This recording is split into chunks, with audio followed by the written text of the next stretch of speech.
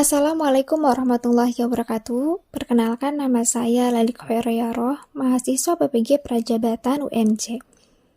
Dalam video ini, saya akan memaparkan kesimpulan materi serta refleksi dalam pembelajaran filosofi pendidikan dengan materi perjalanan pendidikan nasional.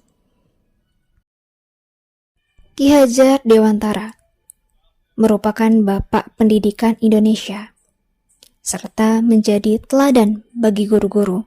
Beliau mengatakan bahwa pendidikan merupakan tuntunan. Pendidikan itu menuntun peserta didik untuk menemukan potensi terbaik dalam dirinya. Pendidikan di Indonesia sudah ada sebelum kemerdekaan. Akan tetapi, tidak semua orang dapat mengenyam pendidikan. Akses ke pendidikan masih terbatas, terutama untuk rakyat biasa. Hanya sejumlah kecil orang yang memiliki kesempatan untuk mendapatkan pendidikan, seperti kaum priai atau orang-orang bangsawan. Pembelajaran pada saat itu hanya sebatas menulis, membaca, dan menghitung, serta mendidik calon pegawai untuk mendukung usaha dagang oleh pemerintah Hindia Belanda. Oleh karena itu, tokoh perjuangan Indonesia tidak tinggal diam, salah satunya Ki Hajar Dewantara.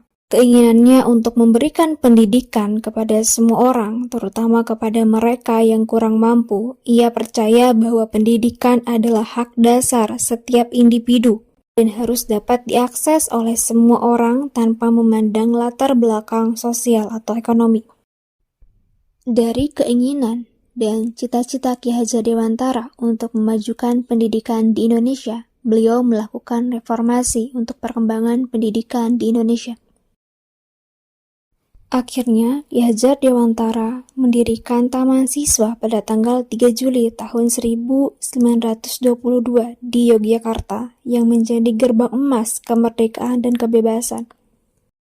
Semboyan resmi Tuturi Handayani merupakan bagian dari semboyan dalam bahasa Jawa yang dicetuskan oleh Ki Hajar Dewantara untuk taman siswa dan diadopsi oleh berbagai lembaga pendidikan di Indonesia. Arti dari semboyan Tuturi Handayani adalah saling membimbing, saling mengarahkan, dan saling memberi dorongan.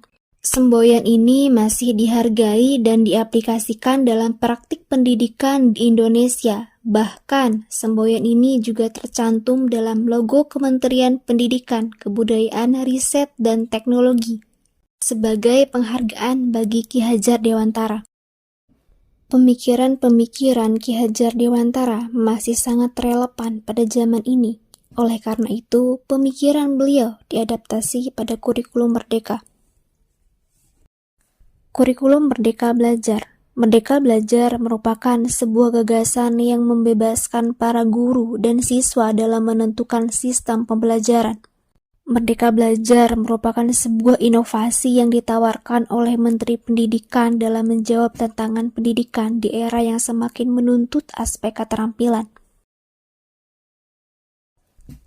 Setelah saya mempelajari topik 1, saya memahami mengenai sejarah dan perjalanan pendidikan di Indonesia sebelum kemerdekaan dan sesudah kemerdekaan, serta pemikiran Ki Hajar Dewantara yaitu pendidikan haruslah memerdekakan anak dengan mengembangkan potensi, bakat, minat yang dimiliki oleh siswa.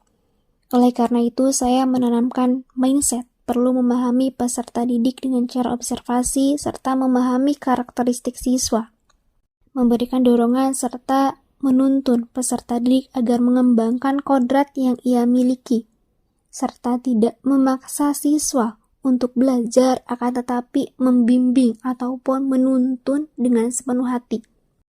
Ketika saya menjadi guru, saya ingin menjadi guru yang mampu untuk mengembangkan potensi-potensi yang mereka miliki, serta mengerahkan segala upaya untuk memajukan perkembangan budi pekerti, pikiran, dan jasmani siswa agar dapat memperbaiki perilakunya.